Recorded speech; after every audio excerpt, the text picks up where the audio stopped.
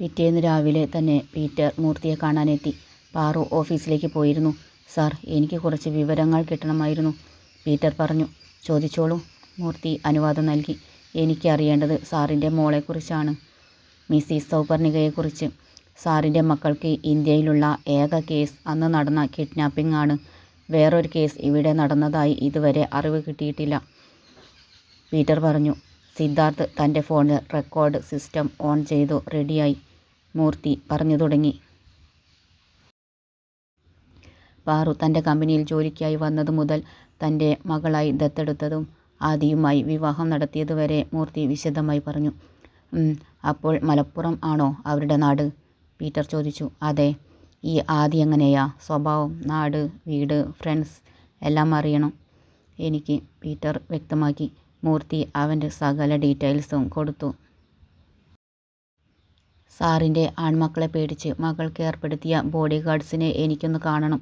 അവരുടെ ഡീറ്റെയിൽസ് തരണം, പീറ്റർ പറഞ്ഞു. മൂർത്തി അതും കൊടുത്തു. മിസ്റ്റർ ആദിത്യൻ്റെ ഫ്രണ്ട് ആകാശ് അല്ലേ? ഇയാൾ എങ്ങനെയാ? മൂർത്തി ആകാശിനെക്കുറിച്ച് തനിക്കറിയാവുന്ന കാര്യങ്ങൾ പറഞ്ഞു കൊടുത്തു. എനിക്ക് സാറിൻ്റെ മോളെ ഒന്ന് കാണണം, കുറച്ച് കാര്യങ്ങൾ അറിയാൻ വേണ്ടി. അതിന് വിരോധമുണ്ടോ, പീറ്റർ ചോദിച്ചു. വിരോധമൊന്നുമില്ല. പിന്നെ അതിൻ്റെ ആവശ്യമില്ല. അവളെന്ത് ചെയ്യാനാ, മൂർത്തി ചോദിച്ചു. എനിക്ക് അന്ന് കിഡ്നാപ്പിംഗ് നടന്നതിൻ്റെ ഡീറ്റെയിൽസ് കിട്ടണം, പീറ്റർ വ്യക്തമാക്കി. ഓക്കെ, മൂർത്തി സമ്മതിച്ചു. സിദ്ധാർത്ഥ് റെക്കോർഡർ ഓഫ് ചെയ്തു. എനിക്ക് സാറിൻ്റെ എപ്പോഴും വിളിച്ചാൽ കിട്ടുന്ന ഒരു ഫോൺ നമ്പർ തരണം, സംശയമുണ്ടെങ്കിൽ ക്ലിയർ ചെയ്യാൻ വേണ്ടി, പീറ്റർ പറഞ്ഞു. മൂർത്തി നമ്പർ പറഞ്ഞു കൊടുത്തു. സിദ്ധാർത്ഥ് അത് സ്പ്രിംഗ് ടൈപ്പ് നോട്ട് പാഡിൽ എഴുതിയെടുത്തു. മൂർത്തിയുടെ വീട്ടിൽ നിന്നും ഇറങ്ങിയ അവർ നേരെ പാറുവിൻ്റെ ഓഫീസിലേക്കാണ് പോയത്. അവരെ അറിയാത്തത് കൊണ്ട് തന്നെ സെക്യൂരിറ്റി പാറുവിൻ്റെ അടുത്തേക്ക് അവരെ കടത്തിവിട്ടില്ല. പീറ്റർ തൻ്റെ ഐഡൻറ്റിറ്റി കാർഡ് കാണിച്ചു പരിചയപ്പെടുത്തി. സെക്യൂരിറ്റി പാറുവിനെ വിളിച്ച് വിവരം പറഞ്ഞു. അവരെ കടത്തിവിടാൻ അവൾ സമ്മതം നൽകി. പാറു ഓഫീസ് അറ്റൻഡറെ വിളിച്ചു. മാഡം, അയാൾ തൻ്റെ വരവറിയിച്ചു. എൻ്റെ 2 ഗസ്റ്റ് വരുന്നുണ്ട്, അവരെ കോൺഫറൻസ് റൂമിലേക്ക് കൊണ്ടുവരൂ, അവൾ പറഞ്ഞു. Okay madam. അയാൾ അപ്പോൾ തന്നെ പുറത്തേക്ക് പോയി. പീറ്ററിനെയും സിദ്ധാർത്ഥിനെയും കോൺഫറൻസ് ഹാളിൽ കൊണ്ടുചെന്നിരുത്തി. അപ്പോഴേക്കും പാറു അങ്ങോട്ടെത്തി. പീറ്റർ തൻ്റെ ഐഡൻറ്റിറ്റി കാർഡ് അവളെ കാണിച്ചു. താൻ വന്ന കാര്യവും പറഞ്ഞു. പാറു ധൈര്യം സംഭരിച്ചു അവരെ നേരിടാൻ തയ്യാറായി. മാഡം, ഞങ്ങൾ ഇപ്പോൾ അന്വേഷിക്കുന്ന കേസ് മാഡത്തെ തട്ടിക്കൊണ്ടുപോയ കൈലാസിൻ്റെയും കിഷോറിൻ്റെയും തിരോധാനമാണ്. മാഡത്തിൻ്റെ അച്ഛനാണ് പരാതി തന്നത്. അന്നത്തെ സംഭവവുമായി ബന്ധപ്പെട്ട് ഞങ്ങൾക്ക് കുറച്ച് കാര്യങ്ങൾ അറിയാനുണ്ട്. മാഡം സഹകരിക്കണം, പീറ്റർ പറഞ്ഞു. ഓക്കെ, ചോദിച്ചോളൂ, പാറു ആത്മവിശ്വാസത്തോടെ പറഞ്ഞു. സിദ്ധാർത്ഥ് തൻ്റെ ഫോണിൽ റെക്കോർഡർ ബട്ടൺ ഓൺ ചെയ്തു. കൈലാസും കിഷോറും മാഡത്തെ തട്ടിക്കൊണ്ടുപോയ അന്ന് ശരിക്കും എന്താ സംഭവിച്ചത്, പീറ്റർ ചോദിച്ചു. പാറു ആ സംഭവം വിവരിച്ച് പറഞ്ഞു. അപ്പോൾ മിസ്റ്റർ ആദിത്യൻ അവരെ ഒന്നും ചെയ്തില്ലേ? കിഷോറിനെ ഒന്ന് തള്ളിമാറ്റി, അത്രമാത്രം, പാറു പറഞ്ഞു. അയാളുടെ കാലിൽ ബുള്ളറ്റ് കൊണ്ടിരുന്നല്ലോ, പീറ്റർ അവളുടെ മുഖത്ത് സൂക്ഷിച്ചു നോക്കിക്കൊണ്ട് ചോദിച്ചു. അത് ബോഡി ഗാർഡാണ് വെടിവെച്ചത്, അതും കാൽമുട്ടിൽ, അവൾ വ്യക്തമാക്കി. അന്ന് വേറൊരു കുട്ടി കൂടി ആക്രമിക്കപ്പെട്ടിരുന്നല്ലോ, പീറ്റർ ചോദിച്ചു. അത് നിത്യ മേനോൻ, സിറ്റി പോലീസ് കമ്മീഷണറുടെ മകൾ, പാറു വിശദമാക്കി. അത് പീറ്റർ പത്രങ്ങളിൽ നിന്നും സോഷ്യൽ മീഡിയയിൽ നിന്നും അറിഞ്ഞതാണ്.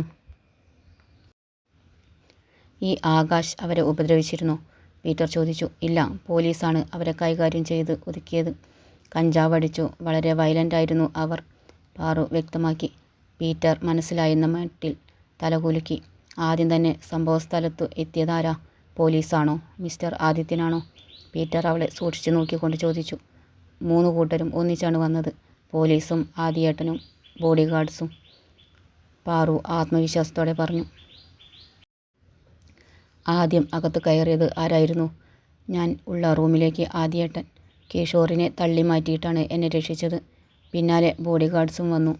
അപ്പോൾ മറ്റേ കുട്ടിയെ രക്ഷിച്ചത്, പീറ്റർ സംശയത്തോടെ അവളെ നോക്കി. ആകാശേട്ടൻ.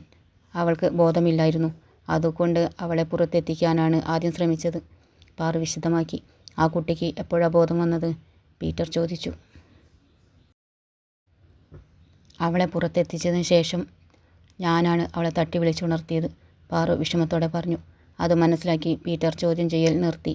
ശരി മാഡം, ഞങ്ങളോട് സഹകരിച്ചതിന് നന്ദി, ഇനിയും സംശയമുണ്ടെങ്കിൽ ഒന്ന് വിളിക്കാൻ മാഡത്തിൻ്റെ നമ്പർ തന്നാൽ നന്നായിരുന്നു, പീറ്റർ പറഞ്ഞു. അവൾ തൻ്റെ നമ്പർ കൊടുത്തു. പീറ്ററും സിദ്ധാർത്ഥും തിരിച്ചുപോയി. അവർ നേരെ പോയത് കൈലാസിനെയും കിഷോറിനെയും അഡ്മിറ്റ് ചെയ്ത ഹോസ്പിറ്റലിലേക്കാണ്. ഡോക്ടറെ ചോദ്യം ചെയ്തു. ഇല്ല, അവർക്ക് സീരിയസ് ഒന്നുമല്ലായിരുന്നു. അധികം പരിക്കൊന്നുമില്ല. കിഷോർ എന്ന പേഷ്യൻറ്റിന് കാൽമുട്ടിൽ മാത്രമാണ് വെടികൊണ്ടത്. വേറെ പരിക്കോ ചതവോ ഇല്ല. കൈലാസിനു തലയ്ക്ക് ചെറിയ മുറിവുണ്ടായിരുന്നു, അത്രമാത്രം, ഡോക്ടർ വിശദമാക്കി. പീറ്റർ അവരുടെ ട്രീറ്റ്മെൻറ്റ് ഫയൽ പരിശോധിച്ചു. ഡോക്ടർ പറഞ്ഞത് ശരിയാണെന്ന് ഉറപ്പുവരുത്തി. പീറ്ററും സിദ്ധാർത്ഥും അവിടെ നിന്നിറങ്ങി. അന്നത്തെ അന്വേഷണം നിർത്തിവെച്ചു. ഓഫീസിലേക്ക് പോയി. പാറുവും മൂർത്തിയും ഡോക്ടറും പറഞ്ഞ കാര്യങ്ങൾ പഠിക്കാൻ അവർ ബാക്കി സമയം ഉപയോഗിച്ചു.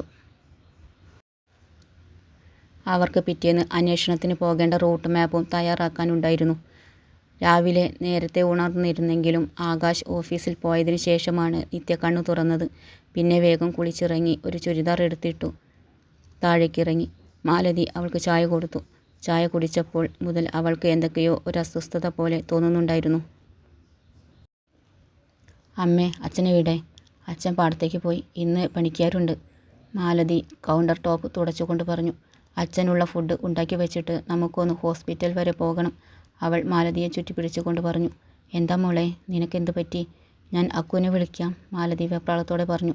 എനിക്കൊന്നും പറ്റിയില്ല അമ്മേ, എനിക്കൊരു കുഴപ്പവുമില്ല. മാലതി സംശയത്തോടെ അവളെ നോക്കി. ഞാൻ പറയുന്ന കാര്യം ആരോടും, പ്രത്യേകിച്ച് അക്കുവേട്ടനോട് പറയില്ലെന്ന് സത്യം ചെയ്താൽ ഞാൻ പറയാം, അവൾ നിബന്ധന വെച്ചു. കാര്യം അറിയാനുള്ള ത്വരയോടെ കൂടുതലൊന്നും ചിന്തിക്കാതെ മാലതി സത്യം ചെയ്തു. ഞാൻ അറിയുന്ന കാര്യം ആരോടും പറയില്ല, സത്യം. എൻ്റെ തലയിൽ കൈവച്ച് സത്യം ചെയ്. മാലതി അവൾ പറഞ്ഞ പോലെ അനുസരിച്ചു. അവൾ തൻ്റെയും ലച്ചുവമ്മയുടെയും സംശയം മാലതിയോട് തുറന്നു പറഞ്ഞു. ഒരു സംശയം മാത്രമാണ്, ഉറപ്പൊന്നുമില്ല. ഒരാഴ്ച മുന്നേ ആയിരുന്നു ഡേറ്റ്. ഇവിടെ വച്ചു ടെസ്റ്റ് ചെയ്യാൻ വാങ്ങിയ പ്രഗ്നൻസി കിറ്റ് അക്കുവേട്ടൻ എടുത്തു വെച്ചു. അതുകൊണ്ട് അക്കുവേട്ടനോട് ഇപ്പോഴൊന്നും പറയണ്ട. അക്കുവേട്ടൻ അറിയണമെന്ന് തോന്നുമ്പോൾ ഞാൻ പറഞ്ഞോളാം, അവൾ പറഞ്ഞു. മാലതിക്ക് സന്തോഷം കൊണ്ട് ഒന്നും പറയാൻ കിട്ടുന്നില്ലായിരുന്നു. അതുകൊണ്ട് തന്നെ അവൾ പറഞ്ഞത് മുഴുവൻ അവർ സമ്മതിച്ചു. നമുക്ക് ഇപ്പോൾ തന്നെ ഹോസ്പിറ്റലിൽ പോകാം മോളെ. അച്ഛനുള്ള ഫുഡ് തിരിച്ചു വരുമ്പോൾ പാഴ്സൽ വാങ്ങാം, മാലതി പറഞ്ഞു. ഓക്കെ, എന്നാ പോകാം, അവൾ സമ്മതിച്ചു. മാലതി വേഗം പോയി ഡ്രസ്സ് മാറ്റി വന്നു. നിത്യ കാറിൻ്റെ ചാവി എടുത്തപ്പോൾ അവർ തടഞ്ഞു. ഇപ്പോൾ ഡ്രൈവ് ചെയ്യണ്ട, നമുക്കൊരു ഓട്ടോ വിളിക്കാം, മാലതി പറഞ്ഞു. അത്യാവശ്യം നല്ല റോഡാണ്. 10 മിനിറ്റിനുള്ളിൽ ഓട്ടോ എത്തി. പതുക്കെ പോകണേ മോനെ, ഡ്രൈവർ സമ്മതിച്ചു. നിത്യയെ ആദ്യം കാണിച്ച ഹോസ്പിറ്റലിലേക്ക് തന്നെയാണ് അവർ പോയത്.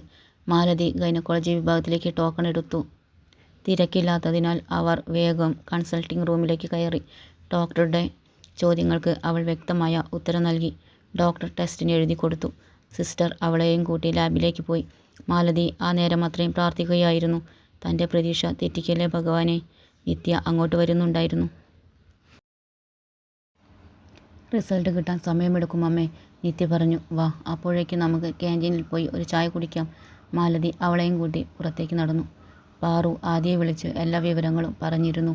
ആദിക്ക് പക്ഷേ കൂസലൊന്നുമില്ല. അവർക്ക് തെളിവൊന്നും കിട്ടൂലടി, നീ പേടിക്കേണ്ട, ആദ്യ അവളെ സമാധാനിപ്പിച്ചു.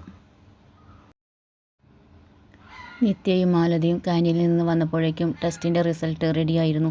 നിത്യ അതും കൊണ്ട് ഡോക്ടറുടെ ക്യാബിനിലേക്ക് കയറി. പിന്നാലെ മാലതിയും. റിസൾട്ട് നോക്കിയ ഡോക്ടർ പുഞ്ചിരിയോടെ അവളെ നോക്കി.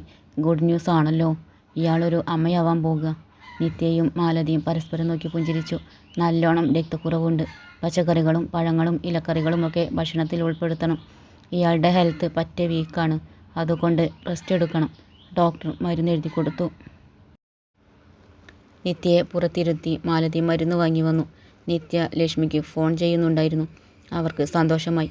ലക്ഷ്മി സൂരജിനെയും വിവരമറിയിച്ചു. ഉച്ചയ്ക്ക് ശേഷം പോകാം, ഞാൻ വരുമ്പോഴേക്കും മാറ്റി നിന്നോ, സൂരജ് പറഞ്ഞു. മാലതിയും നിത്യയും ഓട്ടോയിൽ വീട്ടിലേക്ക് മടങ്ങി. ഇടയ്ക്ക് വച്ചു മാലതി കുറേയധികം ഫ്രൂട്ട്സും വെജിറ്റബിൾസും വാങ്ങി. ഇതെന്തിനാ അമ്മേ ഇത്രയും അധികം, നിത്യ ചോദിച്ചു. ഡോക്ടർ പറഞ്ഞത് കേട്ടില്ലേ, രക്തക്കുറവുണ്ടെന്ന്. ഇനി മുതൽ ഇതെല്ലാം നല്ലോണം കഴിക്കണം. ചീരയും മുരിങ്ങയിലുമൊക്കെ വീട്ടിലുണ്ട്, അത് ഇടയ്ക്ക് കഴിക്കണം, എന്നാലേ ശരിയാവൂ. ഇംഗ്ലീഷ് മരുന്ന് അധികം കഴിക്കേണ്ട, മാലതി പറഞ്ഞു. ഹോട്ടലിൽ നിന്ന് എല്ലാവർക്കുമുള്ള പാഴ്സലും വാങ്ങി കൊണ്ട് അവർ വീട്ടിലെത്തി. മാലതി ഓട്ടോ ചാർജ് കൊടുത്തു. നിത്യ മാലതിയുടെ കയ്യിൽ നിന്ന് താക്കോൽ വാങ്ങി വാതിൽ തുറന്ന് അകത്തു കയറി സെറ്റിയിൽ ചെന്ന് കിടന്നു. അവൾക്ക് നല്ല ക്ഷീണം തോന്നുന്നുണ്ടായിരുന്നു. മോളെ, അമ്മ ഫുഡ് എടുത്തു വയ്ക്കാം, അത് കഴിച്ച് റൂമിൽ പോയി കിടന്നു.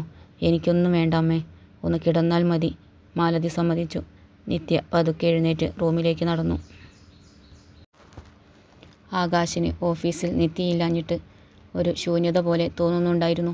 അതുകൊണ്ട് തന്നെ അവൻ ക്യാബിൻ പൂട്ടി വീട്ടിലേക്ക് തിരിച്ചു. ആകാശ് വീട്ടിലെത്തിയ സമയം തന്നെയാണ് വിശ്വനും ഊണ് കഴിക്കാൻ വീട്ടിലെത്തിയത്. രണ്ടുപേരും കൈ കഴുകിയിരുന്നു. മാലതി ഫുഡ് വിളമ്പി. വിശ്വനും അത് ഹോട്ടൽ ഫുഡാണെന്ന് വേഗം തന്നെ മനസ്സിലായി. ഇന്നെന്താടി പാഴ്സൽ? വിശ്വൻ ചോദിച്ചു. അത് ഞാൻ മോളെയും കൊണ്ട് ഒന്ന് ഹോസ്പിറ്റൽ വരെ പോയിരുന്നു. തിരിച്ചു വരുമ്പോൾ വാങ്ങിയതാ. ഫുഡ് ഉണ്ടാക്കാൻ സമയം കിട്ടിയില്ല, മാലതി പറഞ്ഞു. ആകാശ് കണ്ണിമ ചിമ്മാതെ മാലതിയെ തന്നെ നോക്കിയിരുന്നു. മോൾക്കെന്തു പറ്റി? വിശ്വൻ ചോദിച്ചു. അവൾക്ക് നല്ല ക്ഷീണം. ഇന്ന് മുഴുവൻ ഉഷാറില്ലാതെ കിടക്കുകയായിരുന്നു, മാലതി എങ്ങും തൊടാതെ പറഞ്ഞു. എന്നിട്ട് ഡോക്ടർ എന്തു പറഞ്ഞു? വിശ്വൻ ചോദിച്ചു. രക്തക്കുറവുണ്ട്, നല്ലോണം ഭക്ഷണം കഴിക്കാൻ പറഞ്ഞിട്ടുണ്ട്. പിന്നെ കുറച്ച് ദിവസം റെസ്റ്റ് എടുക്കാനും ആരോഗ്യം നോക്കിയിട്ട് പണിയെടുത്താൽ മതിയെന്ന് പറഞ്ഞു. മാലതി ആകാശിനെ നോക്കി. അക്കു, മോള് കുറച്ച് ദിവസം ഓഫീസിലേക്ക് വരില്ല. ആരോഗ്യം ശരിയാവുന്നത് വരെ ഞാൻ അവളെ വിടില്ല. ആകാശ് തലകുലുക്കി. അവളെന്തെങ്കിലും കഴിച്ചോ? അവൻ ചോദിച്ചു. ഹോസ്പിറ്റലിലെ ക്യാൻറ്റീനിൽ നിന്ന് ചായ കുടിച്ചതാ. പിന്നെ അവൾക്കൊന്നും വേണ്ടെന്ന് പറഞ്ഞു. ആകാശ് എഴുന്നേറ്റ് മുകളിലേക്ക് നടന്നു. നിത്യ കിടക്കുകയായിരുന്നു. ആകാശ് അവളെയും എടുത്ത് താഴേക്കിറങ്ങി ഡൈനിങ് റൂമിലെ കസേരയിൽ കൊണ്ട് ചെന്നിരുത്തി. പിന്നെ കൈ കഴുകി ഫുഡ് അവളുടെ വായിൽ വെച്ചു കൊടുത്തു. നിത്യ കുറച്ച് കഴിച്ചു. പിന്നെ അവൻ നിർബന്ധിച്ചില്ല. അവനും ഫുഡ് കഴിച്ചെഴുന്നേറ്റു. ആകാശ് നിത്യയെ മുകളിൽ റൂമിൽ കൊണ്ടുപോയി കിടത്തി. കൂടെ അവനും കിടന്നു. അപ്പോഴാണ് അവന് തൻ്റെ ക്യാബിനിലെ ഷെൽഫിൻ്റെ മുകളിൽ വച്ച മെഡിസിൻ പാക്കറ്റിൻ്റെ കാര്യം ഓർമ്മ വന്നത്. അതെടുക്കാൻ തന്നെ അവൻ തീരുമാനിച്ചു. നിത്യ നല്ല ഉറക്കമായിരുന്നു. അവൻ ബാത്റൂമിൽ കയറി ഫ്രഷായി ഡ്രസ്സ് മാറ്റി. തൻ്റെ ഡ്യൂക്ക് ബൈക്കിൻ്റെ കീയും എടുത്ത് പുറത്തിറങ്ങി. മാലതി ഉമ്മറത്തുണ്ടായിരുന്നു. അമ്മേ, ഞാനൊന്ന് പുറത്തു പോകുകയാ. നിത്യ ഉറങ്ങുകയാണ്, ഒന്ന് ശ്രദ്ധിക്കണേ. മാലതി തലയാട്ടി. ഹെൽമെറ്റ് എടുത്തു പോടാ. അവൻ തിരിച്ചു കയറി ഹെൽമെറ്റ് എടുത്തിറങ്ങി. വളരെ സ്പീഡിലാണ് അവൻ വണ്ടി വിട്ടത്. പെട്ടെന്ന് തന്നെ അവൻ ഓഫീസിൽ തൻ്റെ ക്യാബിനിലെത്തി. മെഡിസിൻ പാക്കറ്റ് ഷെൽഫിൻ്റെ മുകളിൽ തന്നെ ഉണ്ടായിരുന്നു. അവൻ അതെടുത്തു. അതെന്തിനുള്ള മരുന്നാണെന്നറിയാൻ അവനൊരു ആകാംക്ഷ തോന്നി. ആകാശ് ആ പാക്കറ്റ് പൊട്ടിച്ചു. ആദ്യം അവന് അത് കണ്ടപ്പോൾ വിശ്വസിക്കാൻ കഴിഞ്ഞില്ല.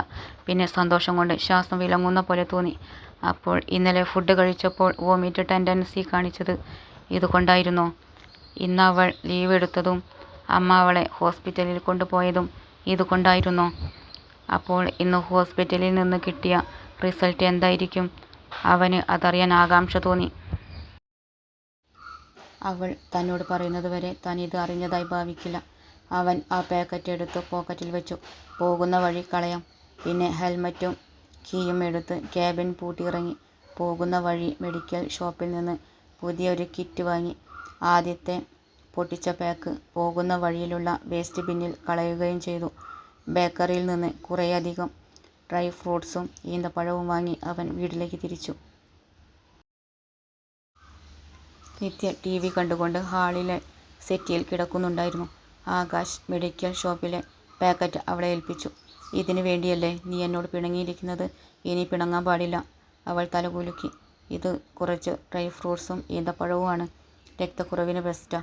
അവൻ ബേക്കറി പാക്കറ്റ് അവളെ ഏൽപ്പിച്ചു. പിന്നെ ഹെൽമറ്റും കീയും ടീപ്പോയിൽ വെച്ചു സെറ്റിയിൽ അവളുടെ അടുത്തിരുന്നു. സന്തോഷം അടക്കി വയ്ക്കാൻ കഴിയാതെ ആകാശ് അവളെ കെട്ടിപ്പിടിച്ചു. അറിയാത്ത പോലെ അവളുടെ വയറ്റിലൊന്ന് തലോടി. അപ്പോഴാണ് അവന് ഹോസ്പിറ്റലിലെ റിപ്പോർട്ടിൻ്റെ കാര്യം ഓർമ്മ വന്നത്. അതെങ്ങനെ ഒന്ന് കിട്ടും? അവൻ തല പുകഞ്ഞാലോചിച്ചു. അവൻ എഴുന്നേറ്റ് മാലതിയുടെ അടുത്തേക്ക് പോയി. അമ്മേ, അവൾക്ക് ഹോസ്പിറ്റലിൽ നിന്ന് കിട്ടിയ മരുന്ന് എവിടെയാ? അത് അവളുടെ കയ്യിൽ കൊടുത്തിട്ടുണ്ട്, മാലതി ഓർക്കാതെ പറഞ്ഞു. ആകാശ് നിത്യയെ നോക്കി. അവൾ ഡ്രൈ ഫ്രൂട്ട്സ് കഴിച്ചു കൊണ്ട് TV കാണുകയാണ്. അതിലാണ് മുഴുവൻ ശ്രദ്ധയും. ആകാശ് മുകളിലേക്ക് കയറി. അവളുടെ ഹാൻഡ് ബാഗിൽ നിന്ന് മെഡിസിനും മെഡിക്കൽ റിപ്പോർട്ടും കിട്ടി. റിപ്പോർട്ട് വായിച്ചു നോക്കിയ ആകാശ് സന്തോഷം കൊണ്ട് ദീർഘമായി ഒന്ന് ശ്വാസം വിട്ടു. Pregnancy test positive. അവനത് ആദ്യത്തെ പോലെ തന്നെ ബാഗിലെടുത്തു വെച്ചു. പിന്നെ ഡ്രസ് മാറ്റി താഴേക്ക് പോയി നിത്യയുടെ അടുത്ത് ചെന്നിരുന്നു. അവളെ ചേർത്ത് പിടിച്ചു. മൂർത്താവിൽ ഉമ്മ വെച്ചു.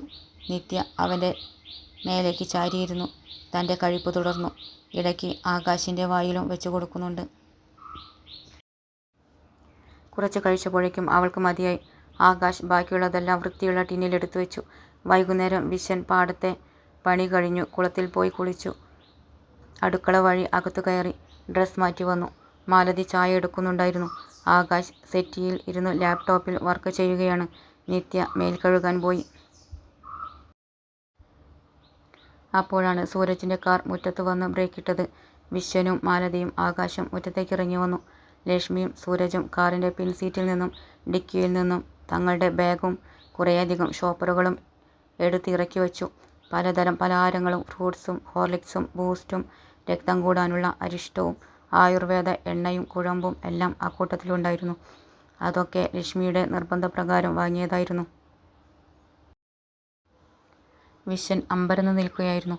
ആകാശ് പൊട്ടി വന്ന ചിരി കടിച്ചമർത്തി. മാലതി എന്തു പറയണമെന്നറിയാതെ അന്തം വിട്ടു നിന്നു. അപ്പോഴാണ് ആകാശിനെ തിരഞ്ഞു നിത്യ അങ്ങോട്ട് വന്നത്.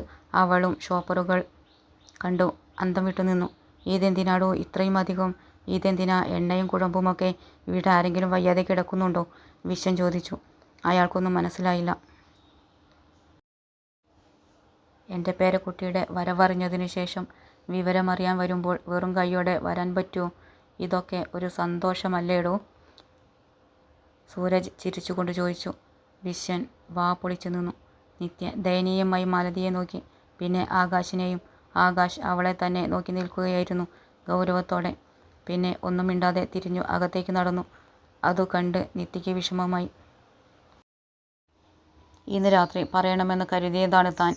ആദ്യം അക്കുവേട്ടനോടും അമ്മ വഴി വിശ്വച്ചനോടും. അതിപ്പോൾ ഇങ്ങനെയാവുമെന്ന് കരുതിയില്ല. അവൾ വിഷമത്തോടെ നിന്നു. വിശ്വൻ ഗൗരവത്തോടെ ഒരു നിമിഷം മാലതിയെ നോക്കി. പിന്നെ സൂരജിനെ പോയി കെട്ടിപ്പിടിച്ചു സന്തോഷമറിയിച്ചു. എല്ലാവരും കൂടി ഷോപ്പറുകൾ എല്ലാം അകത്തേക്കെടുത്തു വച്ചു.